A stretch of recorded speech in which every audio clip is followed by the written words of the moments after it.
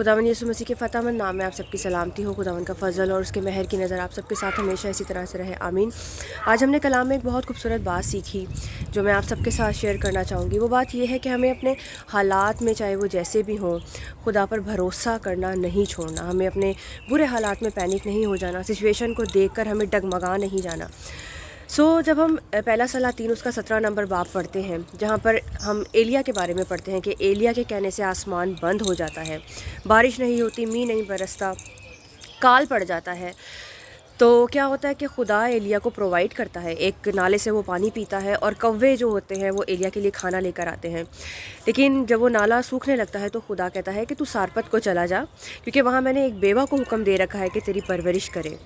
एलिया जब वहाँ पर जाता है तो एलिया को कुछ और ही सुनने को मिलता है। वो बेवा उसे कहती है कि मैं तो लकड़ियाँ चुन रही हूँ, मेरे पास मुट्ठी भर आटा है और मेरी कुप्पी में थोड़ा सा तेल है।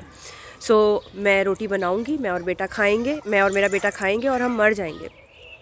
एलिया उसका ये जवाब सुनकर या इस सिचुएशन को देख कर कि यहाँ पर तो ना है, यहाँ पर तो कुछ भी नहीं है, वो खुदा के आगे गिड़गिड़ाता नहीं है, वो खुदा से लड़ता नहीं है, वो गुस्सा नहीं करता। वो ये नहीं कहता कि खुदावंद मैं तो पहले उस जगह पर ठीक था जहाँ पर तूने मुझे रखा था, कम से कम कौवे मुझे खाना ला कर देते थे, मैं उस नाले से पानी तो पी रहा था। हमारे साथ क्या होता है कि हम अपने हालात को देख कर डगमगा जाते हैं, घबरा जाते हैं और खुदा से गिला करने लग जाते हैं। हम उस खुदा से गिला करने लग जाते हैं जिसके बारे में कलाम कहता है कि उसके इरादे हमारे लिए भलाई के हैं, उसके प्लान्स हमारे लिए परफेक्ट हैं। हमारे अपने इरादे, हमारी अपनी सोचें या हमारे अपने जो प्लान्स हम अपनी ज़िंदगी गुजारने के लिए कर रहे होते हैं, शायद वो परफेक्ट नहीं होते, लेकिन वो खुदा जो इस दुनिया का बनाने वाला है, वो खुदा जो हमें संभालता है, उसके इरादे हमारे लिए परफेक्ट हैं। सिचुएशन को देखते हुए घबराना नहीं है, सब्र रखना है, खुदा के साथ लड़ना झगड़ना नहीं है, बल्कि ये सोचना है कि कलाम में लिखा है कि उसके इरादे हमारे लिए भलाई के हैं। अब वो औरत जिसे एलिया को संभालने का या एलिया को कुछ प्रोवाइड करने का हुक्म मिला होता है, वो भी अपनी सिचुएशन देख के डगमगा जाती है। वो भी एलिया को आगे से ये जवाब देती है कि मेरे पास मुट्ठी भर आटा है और थोड़ा सा तेल है।